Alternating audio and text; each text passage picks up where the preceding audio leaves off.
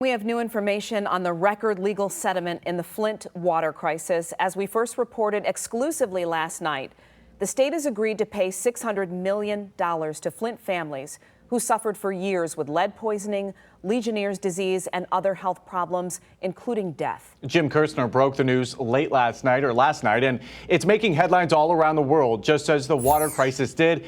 Jim joins us live now, where this all goes from here. Jim? Alan, this is a major first step with the governor and legislature. We're going to show you how the numbers break out in round numbers in a second. This still needs approval by a federal judge, and Flint residents still have to apply to get some of this money. We reached this settlement because further delays were unacceptable, and I want to acknowledge that Flint residents have been beyond patient.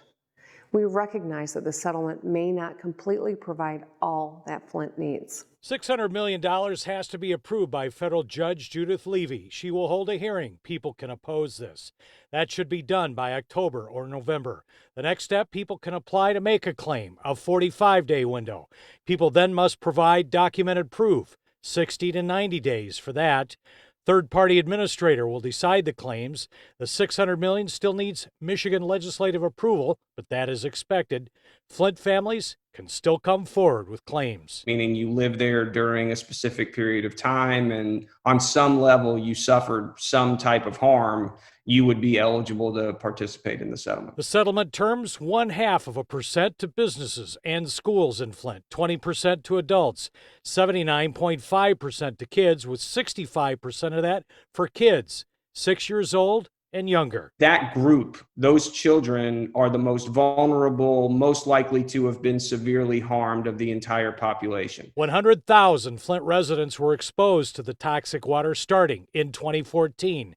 How much they will each get will depend on how seriously they were injured and how many people total are approved to share in the settlement. This settlement provides $600 million for the people of Flint, and if agreed to by the plaintiffs and approved by the courts, it will likely be the largest settlement in the history of the state of Michigan.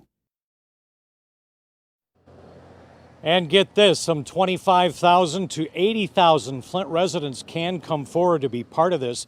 Attorneys' fees and expenses will come out of this. That'll be up to Judge Levy. There are other suits pending against the city of Flint, the feds and the EPA, and some contractors.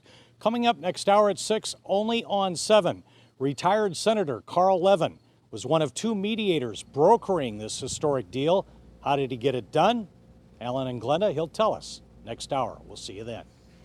Yeah, that relief, a long time coming, and we look forward to hearing that. Jim, thank you.